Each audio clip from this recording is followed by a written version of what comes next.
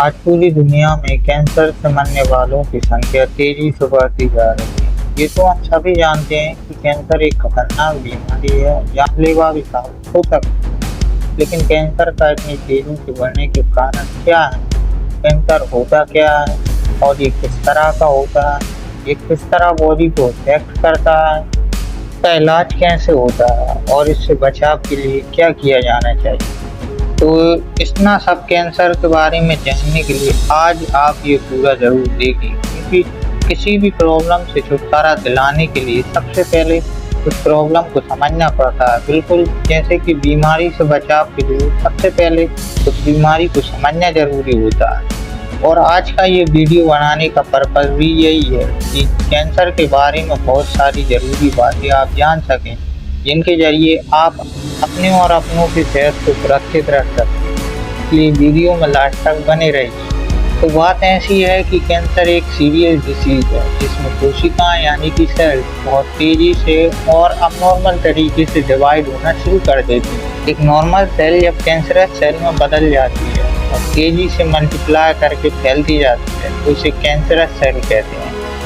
एक normal cell gene के instruction को फॉलो करती है कि कब उनको ग्रो करना है और कब रोकना है। यानी कि नॉर्मल सेल का डिवाइड होना और मल्टीप्लाई होना कंट्रोल में होता है, जबकि कैंसरस सेल बिना कंट्रोल के तेजी से मल्टीप्लाई होती है। और एक नॉर्मल सेल के कंपैरिजन में ये कोशिकाएं बहुत तेजी से ग्रो करती हैं।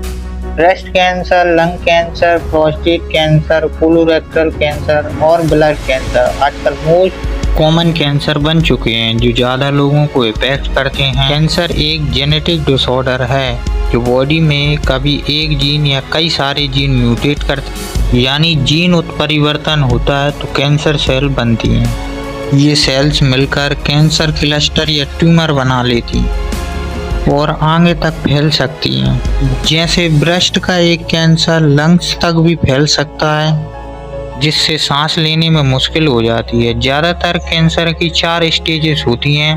पहली स्टेज में कैंसर एक छोटे एरिया में लोकेटेड होता है और लिम्फ नोड और अदर टिश्यूज तक नहीं फैलता।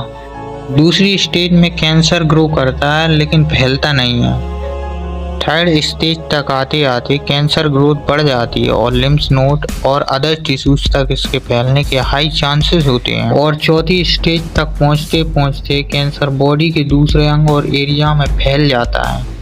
तो कैंसर की ये 4th stages most common stages होती हैं। लेकिन कैंसर की एक स्टेज 0 भी होती है जो कैंसर की अर्लीस्ट फेज मानी जाती है और इसे ट्रीट करना आसान होता है। लेकिन कैंसर होने के रीजंस क्या होते हैं? तो सबसे मेन रीजन तो जीन म्यूटेशन ही होता है। अन्य कैंसरस सेल में मौजूद डीएनए में चेंज होना, जिससे नॉर्मल सेल कैंसरस सेल में बदल जाती है। इसके अलावा radiation, smoking, alcohol consumption, air pollution, virus, bacteria और फिजिकल एक्टिविटी की कमी, high body mass index, fruits and vegetables का भी लो कंजप्शन कैंसर होने का रीजन बन सकता है। कैंसर के कारण जानने के बाद अब बारी है कैंसर की टाइप्स भी जान लेने चाहिए। कैंसर बहुत तरह का होता है, यानी कि इसके बहुत सारे टाइप्स होते हैं, लेकिन मोस्ट कॉमन टाइप्स ये होते हैं। नंबर 1 पर है कार्सिनोमा। ये कैंसर की मोस्ट कॉमन फॉर्म होती है और ये एपिथेलियल सेल्स को इफेक्ट करती है। ये सेल्स इंटरनल ऑर्गन या स्किन की लाइनिंग बना देती है। Lungs cancer, skin cancer, pancreatic cancer और ओवेरियन कैंसर इसी तरह के कैंसर होते हैं। कार्सिनोमा कई तरह का होता है, जैसे कि एडिनोकार्सिनोमा। कैंसर की ये फॉर्म म्यूकस या एपिथेलियल सेल्स को इफेक्ट करती है। ब्रेस्ट कैंसर, कोलोन कैंसर और प्रोस्टेट कैंसर इसी तरह के कैंसर होते हैं। दूसरा है स्क्यूमस कार्सिनोमा। ये स्क्यूमस सेल्स में होने वाला कार्सिनोमा है। कैंसर के बारे में हमने समझा कि कैंसर कैसे होता है और इसके कुछ टाइप के बारे में भी जाना। लेकिन असली सवाल ये है कि क्या हम इसे शुरू होने से पहले रोक सकते हैं, और अगर हाँ तो वो सिंपल आदतें कौन सी हैं जो आपको कैंसर से बचा सकती हैं।